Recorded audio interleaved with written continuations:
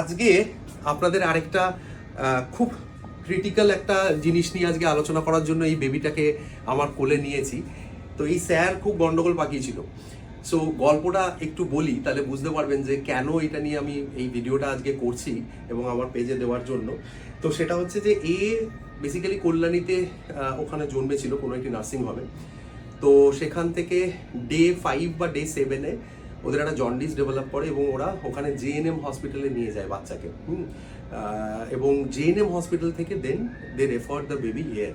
কেন রেফার করেছিল? বাচ্চাটার সিভিয়ার জন্ডিসের জন্য। বাচ্চাটার গা পুরো একদম হলুদ হয়ে গেছিলো এবং তার সঙ্গে ওরা একটা খিচুনি মতো হয়েছিল। এইবার ওখানকার কোনো রিপোর্ট আমাদের যখন এখানে আসে, ওরা রাত্রিবেলা, আজ থেকে ওই 7 দিন আগে ধরুন, ওই last Monday I think, last Monday ওরা অ্যাডমিট হয় স্পন্দন হসপিটালে।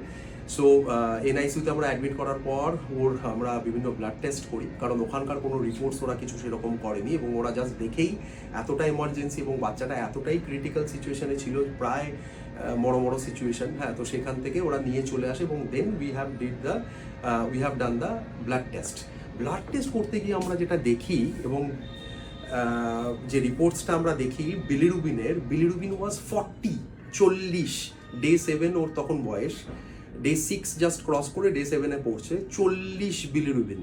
সো আমি ইনফ্যাক্ট আমার অনেক সিনিয়রদের সঙ্গে এবং কলকাতায়ও, মানে আমি যদি খুব ভুল না হই, লাস্ট 15 ইয়ার্স বা 20 ইয়ার্সে হয়তো খুব কোনো হসপিটালেই এরকম 40 বিলিরুবিন শোনা যায় না।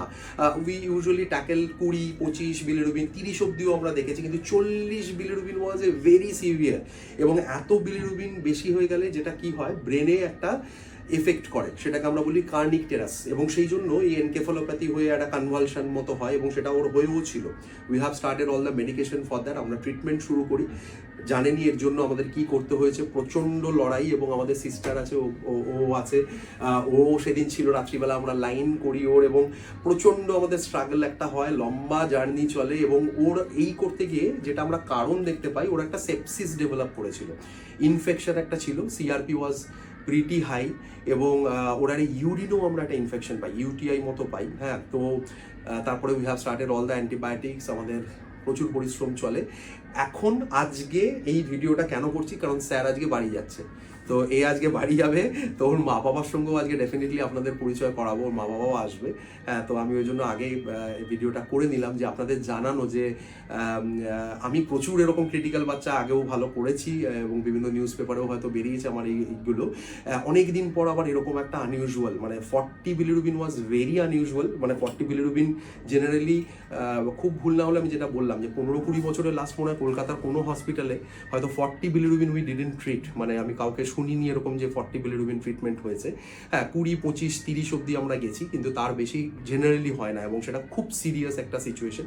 তো সেখান থেকে আমরা বেরিয়েছি। So I am very much happy for them, এবং এর জন্য আমি খুব হ্যাপি। এবং সবচেয়ে বড় কথা, আমার টিমের জন্য খুব হ্যাপি, যে ওরা প্রচণ্ড ভালো, মানে ওকে কেয়ার করেছে, যেভাবে ফটোথেরাপি দেওয়া, যেভাবে ট্রিটমেন্ট করা, যা প্রোটোকলস দরকার এই 40 বিলিরুবিন কম করার জন্য। এবং before discharge the bilirubin level was 7 point something.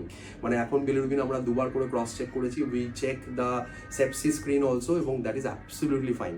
So আজকে আমরা খুব হ্যাপি যে আমরা এরকম আবার একটা ক্রিটিক্যাল বাচ্চাকে, এবং এইরকম বিভিন্ন এই আনইউজুয়াল কেসেসগুলো নিয়ে আমি ডেফিনেটলি আমার পেজে আসতে থাকবো, আগেও এসেছি, আবার আসবো এবার থেকে। সো আপনারাও সবাই সুস্থ থাকুন, বাচ্চাকে ভালো রাখুন। এবং আজকের ভিডিওটা থেকে খুব ইম্পর্টেন্ট, যারা নতুন মা বাবা হচ্ছেন, তাদের যখন মনে হবে এরকম গায়ের রংটা একটু হলুদ হচ্ছে, 3 দিন 4 দিন বয়স হচ্ছে, ডেফিনেটলি নিয়ারেস্ট পেডিয়াট্রিশিয়ানকে দেখান। মানে এই সিচুয়েশন যেন এক্সপেক্টেড না হয় কোনো বাচ্চার জন্য, কোনো মা বাবাকে যেন এতটা স্ট্রাগল করতে না হয়, সেই জায়গার আগেই যাতে আমরা তাকে ভালো রাখতে পারি। So thank you so much, আপনারা সবাই সুস্থ থাকুন, ভালো থাকুন।